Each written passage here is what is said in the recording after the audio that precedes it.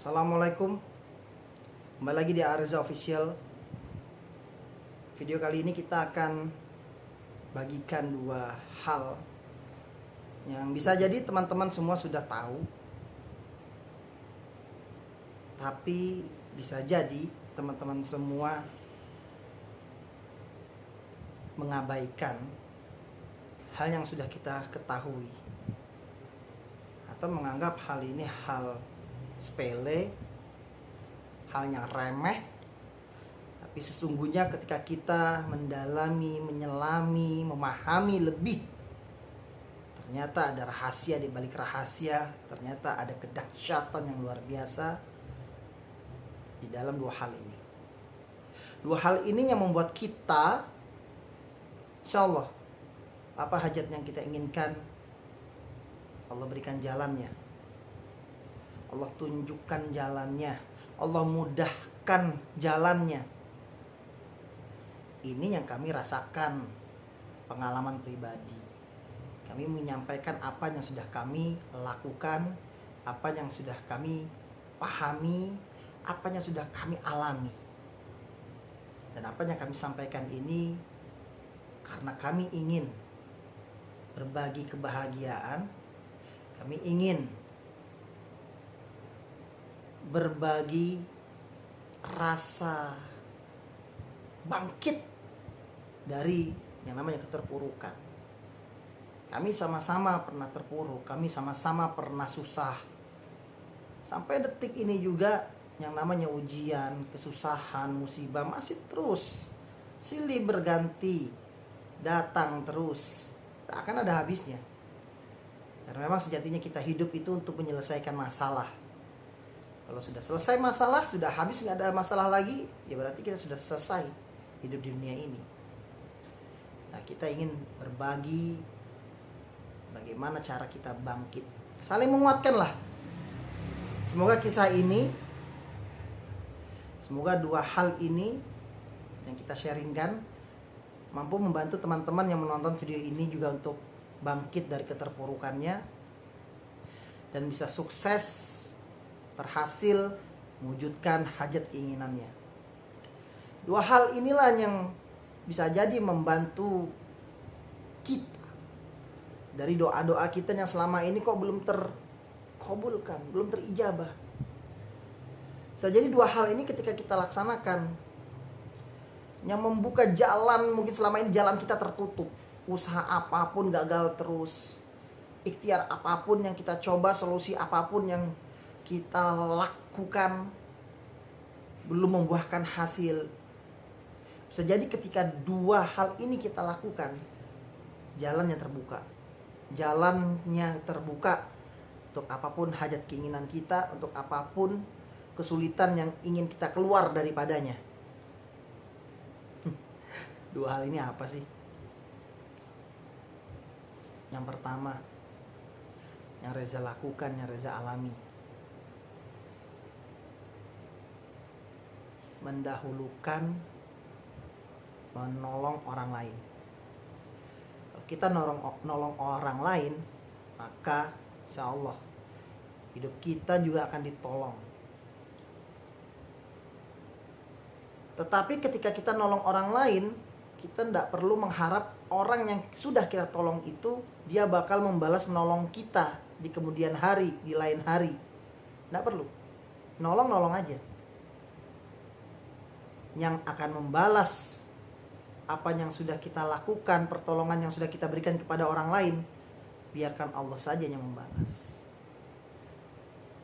Dan itu pasti dibalas itu. Pasti Allah balas itu. Sekecil apapun pertolongan yang kita berikan kepada orang lain, pasti Allah balas. Bisa melalui orang yang sudah kita tolong tadi, suatu hari dia akan nolong kita balik, atau pertolongan itu datang dari orang lain, dari arah mana saja, dari arah yang bahkan tak kita sangka-sangka. Yang pasti siapa yang menolong akan ditolong. Berharap Allah saja yang akan menolong, karena pertolongan Allah, balasan dari Allah itu lebih sempurna, lebih membahagiakan batin kita. Kalau kita belum punya kemampuan menolong dengan tangan kita, belum punya kemampuan menolong dengan finansial kita. Kita bisa menolong minimal dengan doa.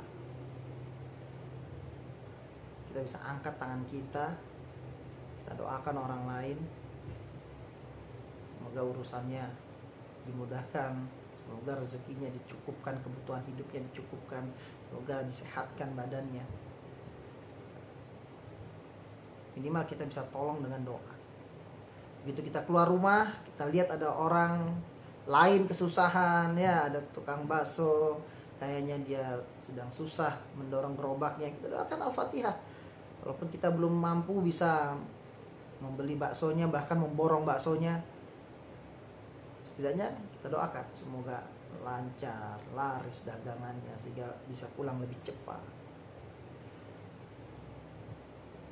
Ketika kita jalan lagi ketemu teman kita, curhat cerita tentang hidupnya yang sedang terlilit hutang, kita belum bisa menolong nih, ngasih bantuan untuk dia bisa bayar hutang, setidaknya kita doakan semoga hutangnya bisa lunas, semoga ada jalan keluar, ada tambahan rezeki untuk dirinya supaya bisa membayar hutangnya. Benang merahnya yang pertama, hal yang pertama adalah tolong orang lain maka kamu akan ditolong, bantu orang lain kamu akan dibantu. Bantuan itu ketika kita mengharapkan Allahnya membalas, tidak hanya di dunia saja kita akan dibantu, soalnya di akhirat bantuannya Allah hadir kepada kita insya Allah. Itu kunci yang pertama tuh. Ayo yang punya hajat, yang punya keinginan, yang lagi punya problem masalah, pengen keluar dari masalahnya, banyak-banyak bantu orang. Minimal bantu orang dengan doa. Semakin banyak membantu orang, semakin sering membantu orang, maka semakin banyak urusanmu akan Allah mudahkan. Semakin banyak hajatmu akan Allah wujudkan insya Allah. Itu hal yang pertama. Lalu ada hal yang kedua. Hal yang kedua adalah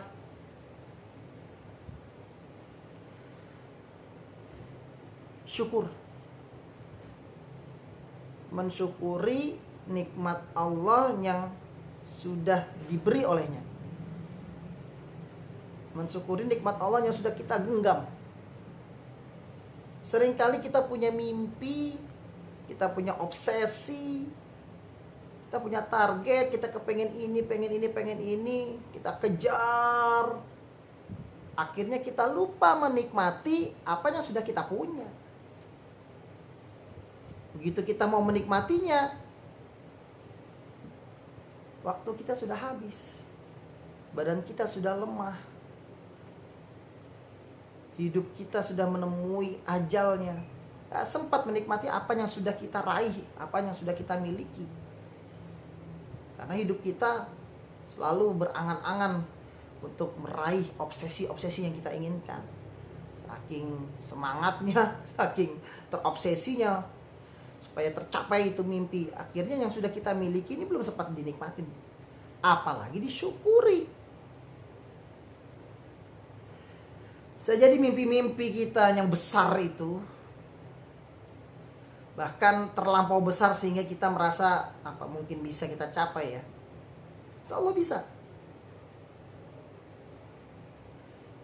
Bisa jadi cara mencapainya adalah justru kita jangan terlalu mengejarnya. Gantungkan harap, gantungkan mimpi. Kita usahakan dari hal yang paling kecil yang mampu kita lakukan untuk menggapai mimpi itu.